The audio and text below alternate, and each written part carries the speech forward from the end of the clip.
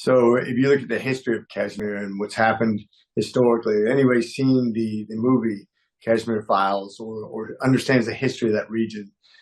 When I went over to India many years ago in the early 2000s, about 20 years ago, I remember talking to the defense forces about that area, and it was a huge concern back then. Nothing's changed. There's still Muslim insurgents. There's still instability. There's still threatening and posturing by Pakistan. This is just more of the same of people who would want to steal that area away from India, to destabilize that region, to make people scared to live there. Right. That's what terrorists do.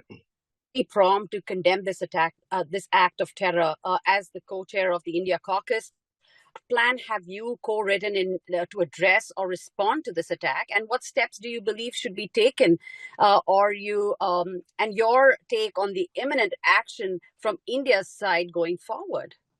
So what I'm concerned about is escalations between two major powers. I mean, you have two nuclear powers involved. You have two major religions involved. You have people that are trapped between. The president's already taken a hard stance against this sort of violence.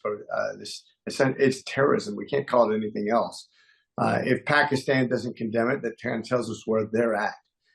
Pakistan, the government of Pakistan should be condemning that sort of violence. We should be looking to them to make a hard statement that is wrong. We don't ever accept that sort of violence against innocent people. Instead, what we're seeing is movements of military might towards the border. That's not a good sign. Right. Now, in the letter, you did stress about U.S.-India intelligence sharing. You've written that you've addressed that to the State Department. Do you believe that U.S.-India security cooperation is much needed at this point in light of these events? I think when it comes to fundamental terrorism, wherever it's in the world, we should be helping people avoid it. Our common enemy are those people who would do harm to innocent people. That's anywhere in the world, but in India, of course, a burgeoning ally, somebody who's economically tied to us, somebody who is now militarily tied to us, somebody who looks over a region and is in the proximity of China and Taiwan, and a region that's strategically important to us. I think it's extra important to make sure that we are sharing intelligence that doesn't compromise either nation, but actually enhances the security of India as well as the United States simultaneously.